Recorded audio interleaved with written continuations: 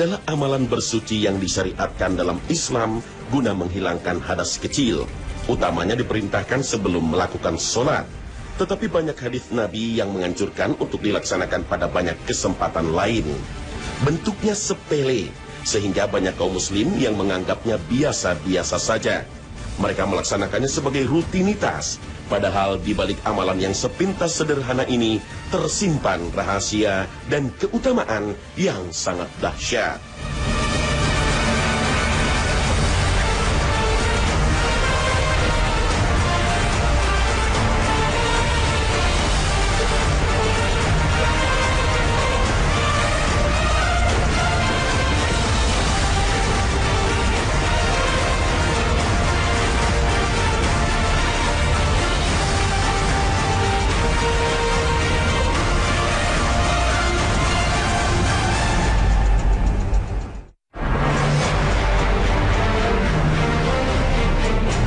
Dalam Al-Quran, penjelasan tentang wudhu terdapat pada ayat ke-6 dari surah Al-Ma'idah.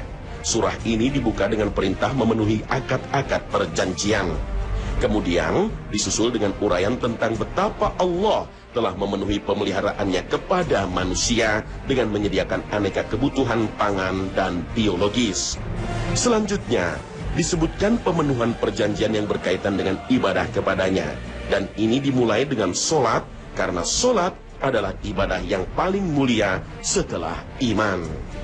Dalam konteks sholat ini, terlebih dahulu diuraikan tentang wudhu, karena wudhu adalah syarat sahnya sholat. Menyikapi hal ini, Imam Fakhruddin Ar-Razi, seorang ahli tafsir dan teologi, mengatakan, seolah telah terjadi akad perjanjian antara Allah dan manusia. Isi perjanjian itu berupa janjir dalam bencana. Kemudian membasuh dua telapak tangannya 3 kali, membasuh wajah 3 kali, dan membasuh dua lengannya 3 kali. Kemudian mengusap kepalanya dan memasukkan 2 jari telunjuknya ke dalam 2 daun telinga dan mengusap bagian luar daun telinga dengan 2 ibu jari, dan terakhir membasuh 2 kaki 3 kali. Selanjutnya beliau bersabda, demikianlah wudhu. Selanjutnya barang siapa menambahi atau mengurangi, maka telah berlaku buruk dan lalim, atau berlaku lalim dan buruk. Hadis riwayat Abu Daud, Nasa'i, dan Ibnu Majah. Di samping itu, dianjurkan untuk berkumur dalam wudhu dan membersihkan hidung dengan cara menyedot kemudian menyemburkannya lagi.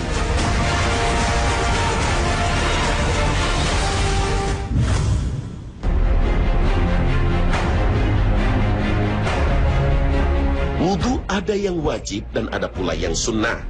Adapun yang wajib adalah, pertama, wudhu sebelum sholat, baik sholat sunnah maupun sholat wajib, termasuk sholat jenazah. Hal ini berdasarkan firman Allah Subhanahu wa Ta'ala dalam surah Al-Ma'idah. Dan sabda Rasulullah SAW yang menyebutkan bahwa Allah tidak akan menerima sholat tanpa bersuci. Kedua, wudhu sebelum tawaf, sebagaimana diriwayatkan oleh Tirmizi dan Daruqutni dari Ibnu Abbas bahwasanya Rasulullah SAW pernah bersabda, tawaf adalah sholat, hanya saja Allah Subhanahu wa Ta'ala membolehkan berbicara di dalamnya. Maka barang siapa berbicara saat sedang tawaf, hendaknya berbicara yang baik-baik saja. Ketiga, wudhu sebelum menyentuh mushaf Al-Quran. Hal ini didasarkan pada riwayat Nasa'i, Daruqutni, Baihaqi, dan Afram, bahwa Rasulullah SAW pernah mengirim surat kepada warga Yaman yang salah satu isinya adalah tidak ada yang boleh menyentuh Al-Quran kecuali orang yang suci. Hadis ini menunjukkan ketentuan bahwa mushaf tidak boleh disentuh kecuali oleh orang yang suci. Akan tetapi kata suci mengandung pengertian banyak makna. Bisa diartikan dengan suci dari hadas besar, suci dari hadas kecil, suci dari najis, bahkan bisa diartikan dengan orang mukmin secara umum. Sedangkan firman Allah Subhanahu wa Ta'ala, tidak menyentuhnya kecuali orang-orang yang disucikan, makna lahirnya menunjukkan bahwa kata gantinya kembali kepada Alkitab Al-Maknun, yakni Lauh Mahfuz. Sedangkan yang dimaksud dengan orang-orang yang disucikan adalah para malaikat. Terkait dengan ini, Ibnu Abbas, Sya'bi, Dhahak, Zaid bin Ali, Mu'ayyad billah, Daud Az-Zahiri, Ibnu Hazm, dan Hammad bin Sulaiman mengatakan bahwa orang yang sedang berhadas kecil boleh menyentuh mushaf. Adapun membaca Al-Quran tanpa menyentuh, maka para ulama sepakat membolehkannya.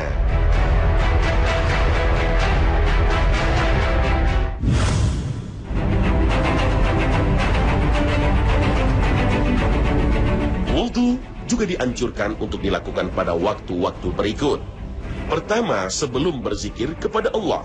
Hal ini didasarkan pada hadis yang diriwayatkan oleh Abu Daud dari Muhajir bin Kunfuz, bahwasannya dia pernah menyampaikan salam kepada Nabi SAW saat beliau sedang buang air kecil, tetapi tidak menjawabnya. Beliau baru menjawab salamnya setelah mengambil air wudu. Selanjutnya beliau bersabda, "Tidak ada yang menghalangiku untuk menjawab salammu selain ketidaksukaanku untuk berzikir kepada Allah dalam keadaan tidak suci." Qatadah, salah seorang perawi dalam rangkaian sanad hadis ini berkata, oleh sebab itu Hasan Basri tidak suka membaca Al-Quran atau berzikir kepada Allah sebelum bersuci. Kedua, wudu sebelum tidur. Nabi SAW bersabda, "Apabila engkau hendak mendatangi pembaringan, tidur, maka hendaklah berwudu terlebih dahulu, sebagaimana wudumu untuk melakukan sholat. Lalu berbaringlah dengan posisi miring ke kanan, kemudian katakan, 'Ya Allah, aku menyerahkan diriku kepadamu, mengarahkan wajahku kepadamu, menyerahkan urusanku kepadamu, dan menyandarkan punggungku kepadamu, karena rasa harap dan takut. Tidak ada sandaran dan keselamatan dari azabmu kecuali kepadamu. Ya Allah, aku beriman kepada kitabmu yang telah engkau turunkan dan kepada nabimu yang telah engkau utus. Jika kamu mati pada malam itu, maka kamu mati dalam keadaan fitrah. Jadikanlah doa itu sebagai kata-kata terakhir yang kamu ucapkan." Hadis riwayat Ahmad, Bukhari, dan Tirmizi.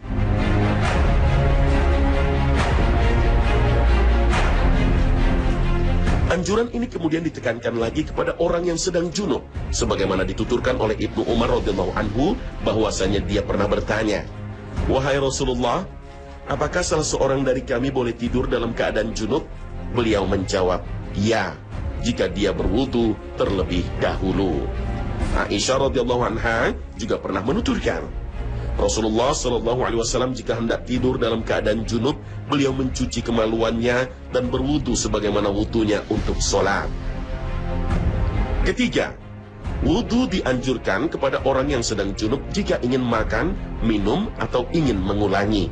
Hal ini berdasarkan hadis yang dituturkan oleh Aisyah radhiyallahu anha, bahwasannya Nabi SAW jika sedang junub lalu ingin makan, minum, atau tidur, maka berwudu terlebih dahulu. Juga hadis yang dituturkan oleh Abu Sa'id, bahwasannya Nabi SAW pernah bersabda, "Jika salah seorang di antara kalian mendatangi istrinya lalu ingin kembali lagi, maka hendaknya berwudu." Diriwayatkan oleh sekelompok perawi kenamaan selain Bukhari. Dalam riwayat Ibnu Huzaimah, Ibnu Hibban, dan Hakim, mereka menambah redaksinya, dengan berwudu seperti itu akan lebih bersemangat. Keempat, wudu dianjurkan sebelum mandi, baik mandi wajib maupun mandi sunnah. Aisyah radhiyallahu anha menuturkan bahwa Rasulullah SAW jika mandi junub maka memulainya dengan mencuci kedua tangannya, menyiram tangan kirinya dengan tangan kanan, mencuci kemaluan, kemudian berwudu sebagaimana wudunya untuk sholat. Kelima, wudu juga disunahkan usai menyantap makanan yang tersentuh api.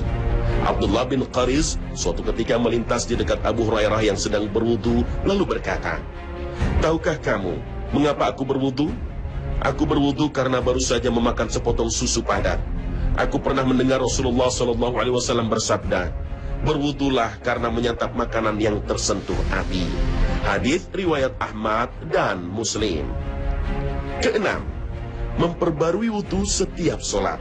Abu Hurairah radhiyallahu anhu juga menuturkan bahwa Rasulullah SAW pernah bersabda, Andai aku tidak akan memberatkan umatku, niscaya aku akan memerintahkan mereka untuk berwudu setiap kali sholat dan bersiwak setiap kali berwudu. Hadis riwayat Ahmad. Diriwayatkan dari Ibnu Umar bahwa Rasulullah SAW pernah bersabda, barang siapa berwudu padahal masih suci, akan dicatat untuknya 10 kebaikan.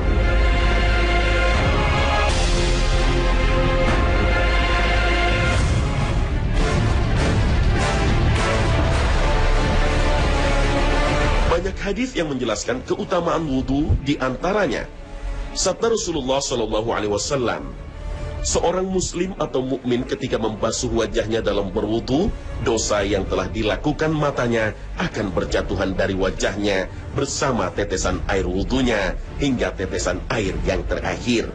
Jika ia membasuh kedua tangannya, dosa yang telah dilakukan kedua tangannya akan berjatuhan bersama tetesan air wudunya hingga tetesan air yang terakhir. Kemudian jika ia membasuh kedua kakinya, maka setiap dosa yang telah dilakukan oleh kedua kakinya akan berjatuhan bersama tetesan air wudunya hingga tetesan air yang terakhir. Sampai akhirnya ia pun bersih dari dosa-dosa. Hadis riwayat Muslim, Ahmad, dan Tirmizi. Rasulullah SAW bersabda, maukah ku beritahukan perbuatan yang dinilai Allah dapat menghapus dosa-dosa kalian dan akan meninggikan derajat kalian? Para sahabat berkata, ya wahai Rasulullah. Rasulullah SAW bersabda lagi, menyempurnakan wudu meskipun dalam kondisi sulit, memperbanyak langkah ke masjid, lalu menunggu datangnya sholat berikutnya setelah mengerjakan sholat sebelumnya. Itulah yang dinamakan dengan ribaf, siap siaga. Hadis riwayat Muslim.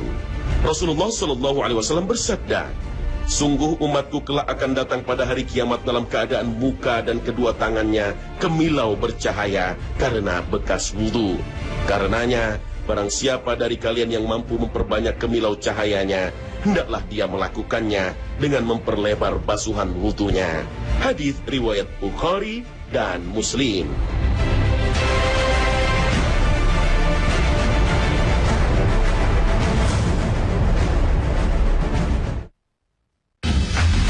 Ada seorang ilmuwan berkebangsaan Swedia bernama Robert Kennedy. Dia menemukan alat untuk memotret aura yang melingkungi tubuh seseorang. Setiap orang dari kita dikelilingi oleh aura dengan 7 lapis. Alat itu dinamakan dengan thermal viewer. Dinamakan demikian karena yang dipotret adalah pancaran panas yang keluar dari tubuh manusia. Dan itulah hakikat aura. Alat itu berbentuk kamar persegi panjang, pada kedua sisi panjangnya dipasangi kamera, masing-masing 8 buah. Sedang pada kedua sisi lebarnya juga dipasangi kamera, masing-masing 4 buah. Adapun orang yang auranya akan difoto berada di tengah-tengah. Setelah menangkap aura yang memancar dari tubuh manusia, Robert Kennedy mengurainya dan ternyata ditemukan 36 juta warna. Dengan alatnya, ilmuwan ini mengambil 50.000 gambar aura di Eropa. Dari semua gambar itu, dia menemukan bahwa warna-warna di dalamnya terbagi secara tidak teratur. Maka dia pun menyimpulkan bahwa bisa jadi memang seperti itulah karakter aura yang melingkungi tubuh manusia. Warna-warnanya tidak teratur dan tumpang tindih. Hingga pada suatu hari ada orang asing yang ingin difoto auranya. Dan setelah difoto, hasilnya sangat mengejutkan. Gambar yang didapat sangat teratur. Batas antara warna yang satu dengan yang lain sangat jelas. Sang ilmuwan heran, lalu mengulangi pengambilan gambar sebanyak 12 kali, dan hasilnya tetap sama. Robert lalu bertanya kepada orang itu yang ternyata seorang muslim bernama Muhammad. Dia bertanya tentang apa yang biasa dilakukannya hingga auranya teratur. Orang itu menjawab, wudu. Apa itu wudu? Tanya Robert. Orang itu menjawab, mandi Islam. Sang ilmuwan penasaran dan ingin mencobanya. Orang asing muslim itu mengatakan, kalau untuk Anda tidak cukup hanya berwudu, tetapi harus mandi secara keseluruhan dan mengganti baju dengan yang bersih. Dia pun mandi lalu berganti baju, kemudian diambil fotonya. Akan tetapi hasilnya masih tidak teratur. Selanjutnya dia melakukan wudu padahal dirinya non-muslim. Setelah difoto ternyata hasilnya warna auranya mulai teratur. Kemudian dia mengulang wudunya dan ternyata hasilnya semakin cerah dan semakin teratur. Setelah itu dia mengajak 37 orang kawannya untuk melakukan hal yang sama dan ternyata hasilnya juga sama. Akhirnya dibacakanlah hadis Nabi SAW yang menyatakan bahwa kaum muslim pada hari kiamat nanti akan bersinar wajah dan tangan mereka. Maka Robert Kennedy beserta 37 orang kawannya itu masuk Islam secara bersamaan. Subhanallah.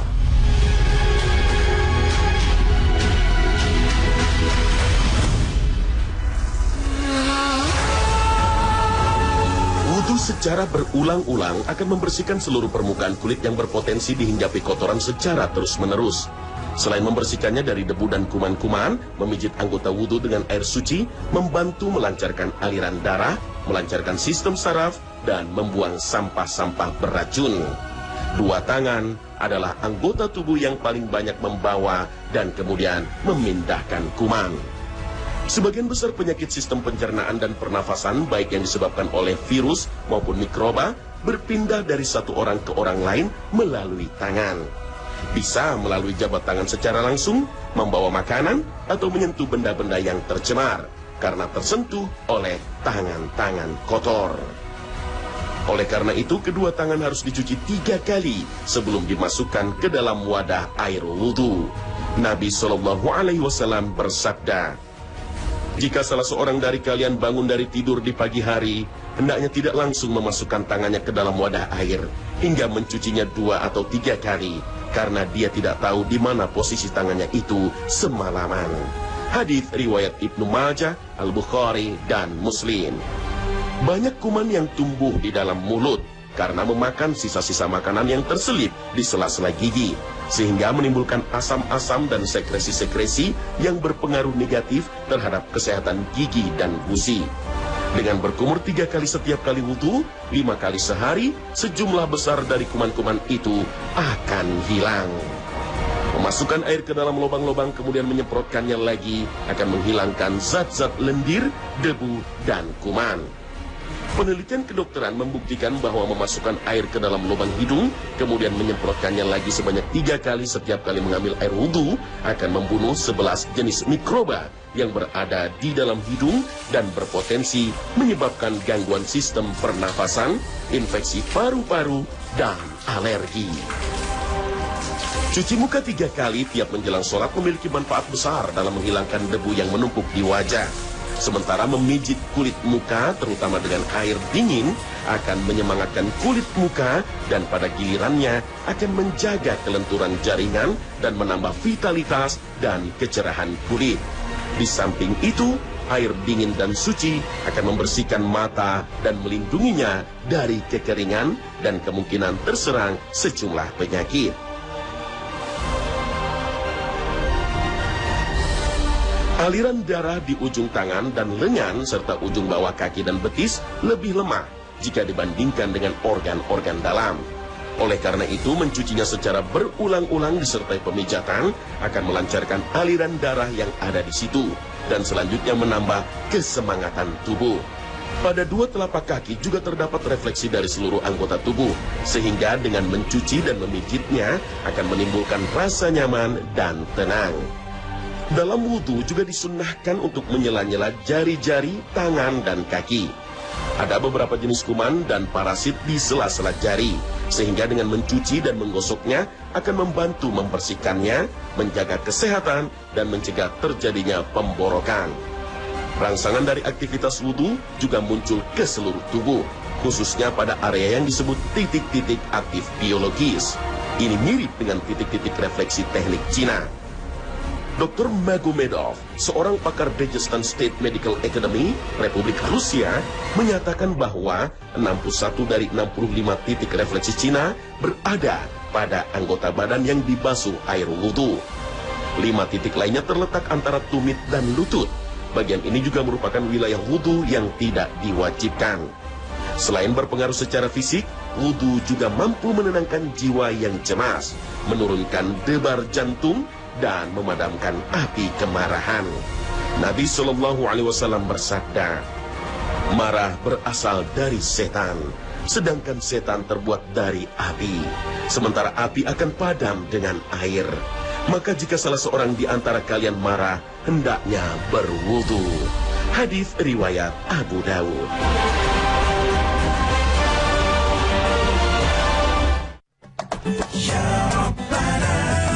Pemirsa Khazanah, semoga kita termasuk orang-orang yang senantiasa memelihara wudu, sehingga kelak pada hari kiamat dibangkitkan dalam keadaan bercahaya.